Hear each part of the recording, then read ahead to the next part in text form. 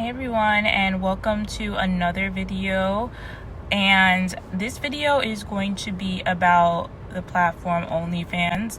I know that this platform has like some mixed reviews, but I just want to do a little bit of an introduction to it, and also for anyone who's interested in joining it, like some of the financial aspects and like what you need to expect from the platform. And not to mention, they just had like a little scandal. It got a lot of press within, I think, the people who are on the platform. But as far as like trending on Twitter or even hitting American media, like it didn't hit. So I'm guessing that's not really a problem for the people who own the company. So I'm just going to get into it, what the platform's about, and why you should join it if you want to, or maybe not. Okay, so just gonna start out with something I've been hearing a lot is, why is it that this type of content is selling, or why is it that this platform works? This platform, I can't really explain what makes one platform do better than another platform, but obviously this platform particularly has a really high conversion rate of people using it, so that's good. The content, as far as content, it is not, OnlyFans is more similar to Patreon, where you can really post anything, and you can post any type of paid promotional content that you are directing from your social media. So for example, if you're a DJ and you want to do private DJ sessions, or if you're a music producer and you have beats online, but you also want a space where people can pay you subscription rates for like you to teach them something specific about music production. That's what OnlyFans is really made for, and it is like Patreon. A lot of people say, what's the difference between Patreon and OnlyFans? Well, the difference is that once you're using certain credit card providers, and this is real, like a lot of people don't talk about this, but once you're using a certain credit card provider, and really the main one is PayPal, and other credit card providers also fall into this, but they don't want you to access adult content. And that is also why you cannot post a link to your OnlyFans on Snapchat or anything like that. You cannot post a link to the content, and also, you know, Snapchat, it used to be, what it was basically created for was short stories and short posts that you would send to someone and then it would go away. So we all know a lot of what the original content used on Snapchat was. A lot of people don't realize that you, like Instagram, you cannot post any adult content.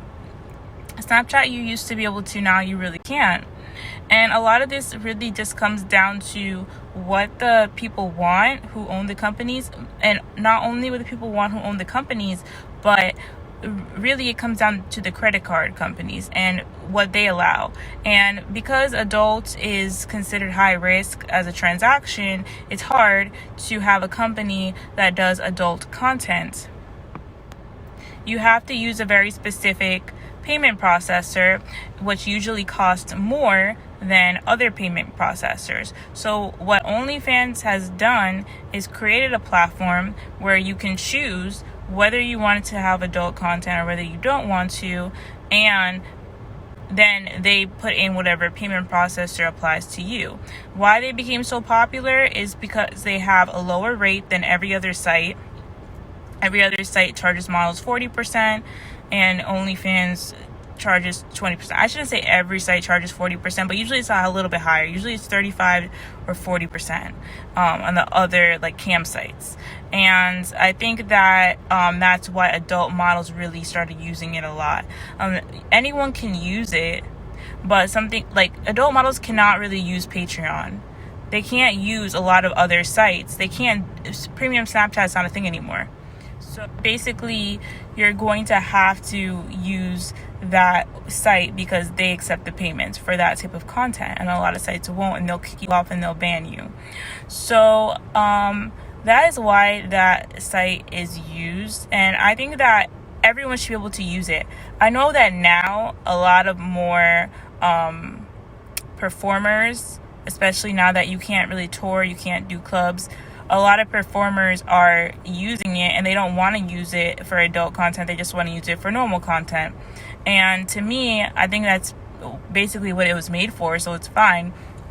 But I don't really think that they shouldn't, just because they're going to get more mainstream people on their platform, they should not be discriminating against the adult content creators.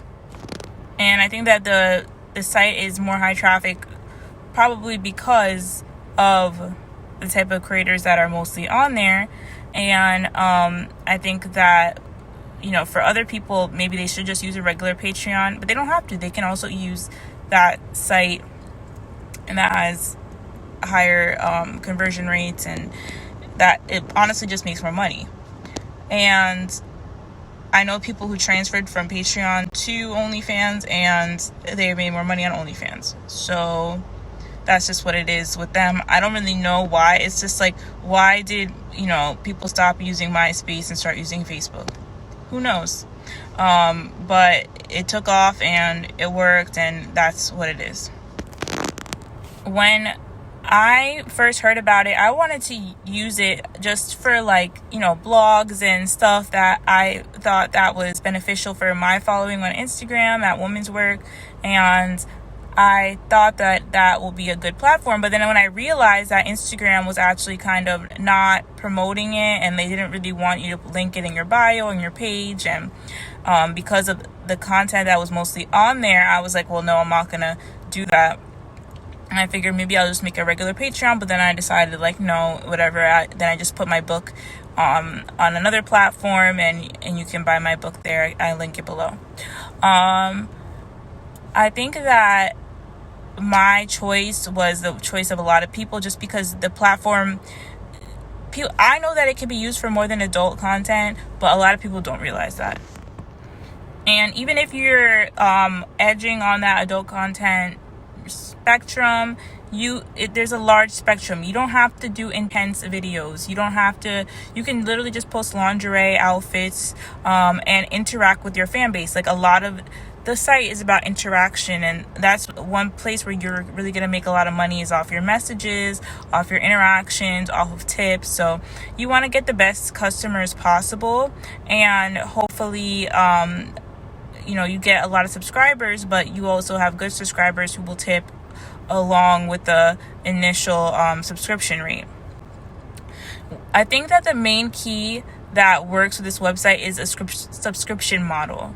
Subscription models really tend to work, and that's with a lot of different industries. I mean, think back to the early 2010s with Shoe Dazzle and Just Fab and monthly subscription, and we have these beauty boxes. Subscription models tend to work, and there's a lot of articles out there on this, but they tend to work mostly because people, and think about even Netflix and Hulu, and people they're gonna like the content, and then also a lot of times the hassle to actually stop subscribing is usually worse than just to keep subscribing, then you keep getting really good content. Now with the OnlyFans, it's like you have to subscribe to each individual to get their content. Whereas like Netflix is like you're getting a ton of content from all different sources. But now I know more people who have Netflix and Disney and Hulu and like every subscription model to get the shows they want. Like, I never thought I would have Netflix and Hulu, but I do. And I have Amazon Prime. So it's like I get different things from each of those different platforms. So you could see why you might want to subscribe to more than one platform, just like you would subscribe to more than one model. So the next thing I'm going to talk about is taxes as a model paying taxes. Well, I've seen so many videos that say like finance on OnlyFans and personal finance on OnlyFans, and they say that 20% is taken out for your taxes. Like in your regular job, money is taken out for your taxes through your W-4 or your W-2. No, the money that's taken out of your OnlyFans is the payment model. It's the payment to OnlyFans, and it's also the subscription. So you're paying off of the subscription. Like I said, it's not a regular credit card method. They have to pay more to process credit cards for adult content. So you're paying for that card processor, and you're using the site to work in. Just like in a club, if you work in a club and you pay house fee, you're paying to have the space to work in. So when you pay them 20%, because you're paying them 20%, they're not just taking it out. You're making the money off of your customers that you're bringing to their site, and you pay them 20%. And then they take that and then they pay their bills, or they should be paying their bills, right? And I'm going to get to that. But after whatever you make after the 20%, you have to still pay taxes on that. So you should be setting aside, after you make your first $600 on there, you need to be setting aside 30% of the money you make for your taxes. And my recommendation, I'm not an accountant, I'm not a tax preparer or anything like that, is that you're going to probably end up paying less taxes if you are an LLC rather than just being an independent person working. And maybe in another video, I can actually go into the tax form they give you, which is a W-9, which is an independent contractor. And you can either declare that you are an individual or you are a company. So if you are an LLC, you are probably going to have a lot of more tax breaks, but just know that there are fees that go along with being an LLC. You're probably going to have to pay like about about $600 a year, like $400 to $600 to operate your LLC. At least that's in my state. So, and this also USA. I'm sorry, I know nothing about taxes in other countries than USA. But yeah, you're gonna have to pay for an LLC. So maybe in the beginning, if you are not making a lot of money yet, maybe you want to hold off. And if you start to make like maybe your first 10 grand, 20 grand, then you can go get your LLC taken care of. So you're probably gonna end up paying less taxes, and you deduct for things that you use.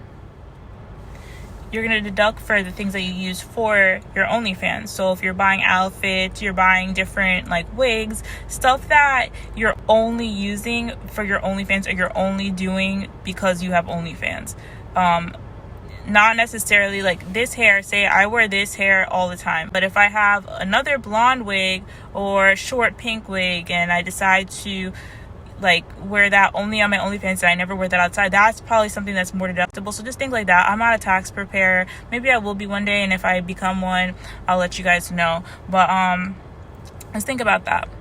So the latest controversy with OnlyFans, and there has been a lot of controversies about leaked photos and stuff like that, and I've been seeing more leaked photos and like what people do, and a lot of people are charging for leaked photos. So they just get a bunch of models' photos and they charge for it, which I think is like so horrible. But OnlyFans is really cracking down on that. So when you post photos onto OnlyFans, they become the property of OnlyFans. So when OnlyFans, if they get leaked, then OnlyFans can go after the people who leaked them and get them taken down. There's also DMCA. I might do a DMCA in another video because it's a little bit like long for just this video, but you definitely have DMCA protections. But just know whatever you post on there can be leaked. But if you're someone who's going out there wanting to either like hack OnlyFans or subscribe to OnlyFans and steal someone's whole pictures, just know that it is subject to copyright, and what you're doing is wrong. You definitely could be found out for that. Like, is it worth it for a few dollars for you to sell the photos? I don't think so. So OnlyFans, basically the latest scandal that they have is that they do not pay taxes. So there is one article on that. I will link that article below so you can read it for yourself. But the article makes it seem like they just didn't pay their taxes for the past 3 years. So a lot of people were getting really scared and like, oh, is the platform going to get shut down? Are we going to be able to get on there? And I know that at the same time that article was released, like OnlyFans went down in the UK. A lot of UK girls weren't able to process their money, and there were a lot of issues, and a lot of people are thinking about leaving the platform now. Reading that article, I'm not an expert on taxes, but it did not seem like they actually did not pay their taxes. They just didn't pay one particular type of tax that literally only is for UK citizens. It's called a value-added tax, and it is taxed on UK citizens when they buy things. And it's also taxed on people who are visiting the UK and they buy something in the UK, but if you're from America, you buy something in the UK, you pay the value-added tax, but you're supposed to keep all your receipts when you go back home to your country, because basically it gets reimbursed to you because it's only for UK citizens. And so I think the issue was that OnlyFans is operating in the UK, and it could get kind of tricky as, okay, are Americans buying something in the UK, or is it because of online? It's like no one knew they were supposed to pay that tax, and I think that maybe they could have just paid it to be safe. But basically what they're looking at is all the British users who did not pay those taxes over the year. They're supposed to be coming out of that 20% that OnlyFans takes from you. So OnlyFans was supposed to collect those as value-added taxes, and I think they did not do that. What the CEO of OnlyFans said was that only like 12% of their users are from the UK. So it's actually not that much that they have to pay in back taxes of 3 years. But I mean, not paying taxes could potentially get your company shut down. But the company has not been shut down. So when people saw that headline, it's like OnlyFans didn't pay their taxes for 3 years, people were freaking out like, oh wow, they're going to get shut down, when they probably won't get shut down for that. But if they do, there are other options out there for creators, and hopefully everything will go well in getting towards those other platforms, but they're not getting shut down anytime soon. And this really doesn't even affect American users or creators that much, except for the fact that they didn't pay. And then once you don't pay your taxes, the government kind of can do whatever they want. They can put you in jail, they can make you pay it back. So hopefully, because this is such a large company, they actually can just pay it back, and it doesn't seem like it's a huge amount for them to pay back, and it's relative to what they make. It's like fine. And it seems more like it was a misunderstanding of what they had to pay than them just completely not paying taxes at all, because they definitely did pay taxes. It's just they didn't pay this one particular type of UK tax from UK users that they should have paid.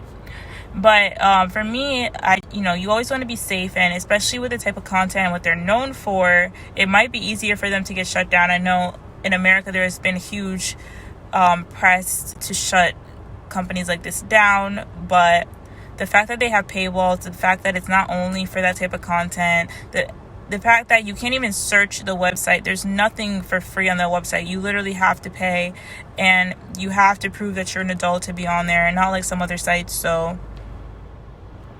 I think that's pretty good, and they are doing a pretty good thing. For me, I like the platform. I would recommend people to use it if you're into making that type of content. The whole rush to it during the quarantine, to me, was like, I don't know. I like that more people were using it, but maybe the fact that more people were just joining it, people don't really see that it's like a long-term implication if you're posting nudes online. But it is, and it can be. So I would say if you're not serious about that, and you're not serious about promoting it, and you feel like, oh, well, my mom's following me on Instagram, I can't promote it on Instagram, and you can't think beyond that, it's not for you. If you're worried about what your mom thinks and what your boyfriend will think, it's not for you. Now, if you're worried about potentially having a career, and if you're worried about potentially having a career in something else, and you're worried about what your future employer will think of this, I think that is a valid fear, just because that affects your money and that affects your livelihood. Not like, oh my god, will my boyfriend like me or whatever, unless your boyfriend's paying all your bills and he doesn't want you to do it. But I think that jobs really need to look at this look, a lot of people are doing this, men and women, and gay men, and a lot of women, mostly a lot of gay men and women are doing it. And your job pool of women, because of all the women who are doing this right now in college age, 18 to 22, there's so many women doing it. I think that employers need to realize, look, that does not affect how she's going to act in your job. That does not affect how she's going to be a nurse. That doesn't affect how she's going to be a doctor, a lawyer, engineer, whatever. And they need to realize that doing that, or any adult content online, or even if your content was leaked or you had something leaked or nude that you sent to your boyfriend, it's like, that should not be career ending. And that needs to stop now. It should not be career ending. I'm going to do some more stories on people who are affected by this, and I just don't think it should be career ending. So that's my opinion on that. Doesn't mean that someone's not going to fire you for it, but that's just my opinion. So